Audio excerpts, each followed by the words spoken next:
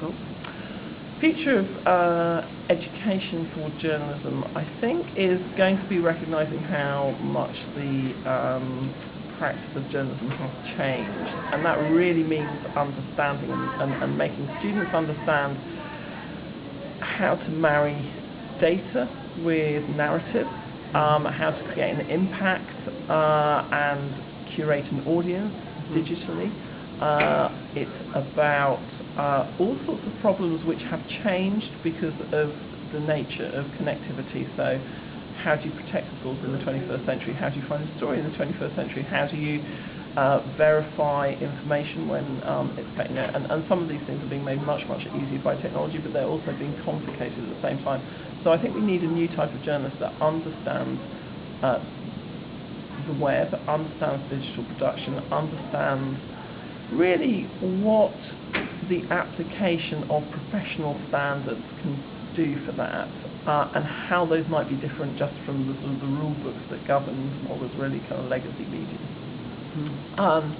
What's the future for big media in terms of the digital world? Well, I mean, first of all, I'm not enormously pessimistic, because I think that something's happened in the last 3 or 4 years, which is it's become, there are lots of people doing great work out on the web. There's some very good startups, they do extremely good work.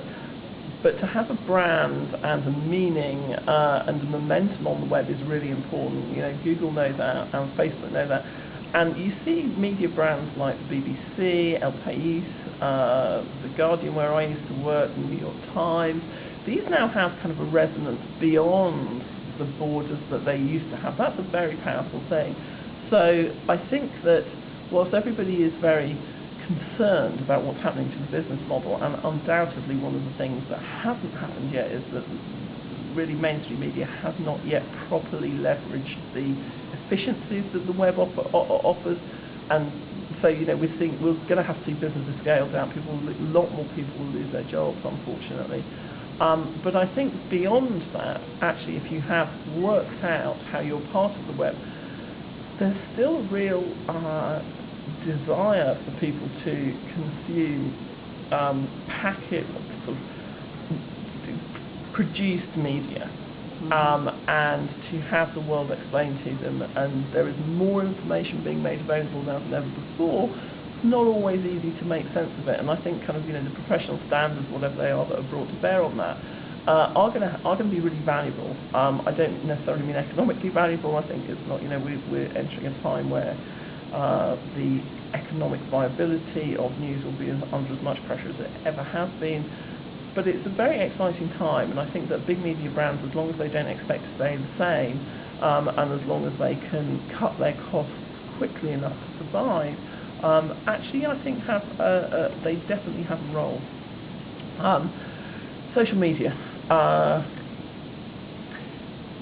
It's baffling to me now how I managed to do a job as a reporter before the internet or the mobile phone, when I think about how did I find out information, how did I verify it, how did I know what I wrote was right, how did I follow up stories. I think that we take for granted now what is available to us, just in terms of communication with lots of people sort of simultaneously in either public or private forums is incredible. And I think that lots of talk about citizen journalism or crowdsourcing, etc. Whatever you want to call it, these are journalistic tools. It's tools to connect with people who have more knowledge than you have. It's tools to verify knowledge that you have that you're finding it difficult to verify.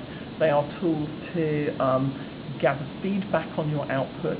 They are tools to improve what you do, and they are tools which can add, can build a story beyond where you have finished or feel momentarily that you've finished reporting it. Understanding how to do that is absolutely key. It's essential to the survival of any media organisation in the future, because that's how people want to participate, and that's how people want to consume their media.